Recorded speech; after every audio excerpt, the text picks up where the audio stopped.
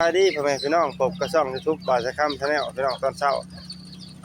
เกลือไก่นำกันเด้อพี่น้องเด้อไก่ก็มันตื่นสวยมื้อนี้พี่น้องเอ้ยไก่ไปหากินมื้อแหละยังเหลือก็บ่หลายพี่น้องอันเด้ร้านก็จับไก่ตัวนั้นได้เอามาให้เบิ่งใกล้ๆแน่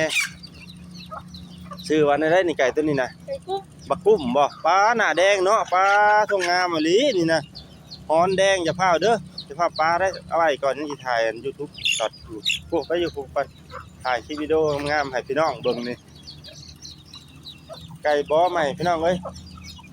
ไก่บ่าวสายค่ำ Channel อันนี้ก็เป็นร้านชายลูกเอื้อยนวลแม่มันนั่นไปกรุงเทพทำเด็กให้เบิ่งพี่น้องเอ้ยควายน้อยควายใหญ่พี่น้องเอ้ยควายก็บ่ทันได้นอกแต่เคาะเพราะมันยังเศร้าแม่พี่ต้มมาไว้อยู่เนาะอยู่นอกพี่น้องควาย5โตพี่น้องเอ้ยชีวิตอันของบ่าวสายค่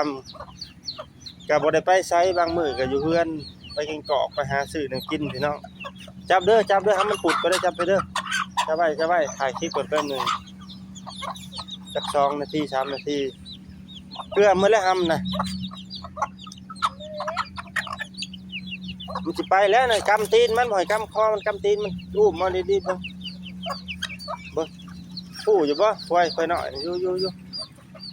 ตัวแม่กับตัวเทิกน้ำหมักกระโดนได้นี่พี่น้องไปสื่อมันเบ้ออยู่หมักกระโดนอยู่ผู้เนาะ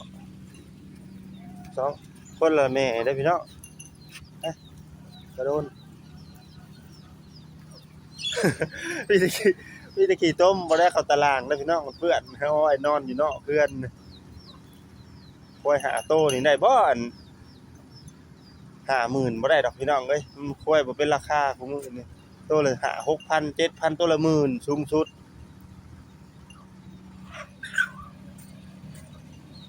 จับไก่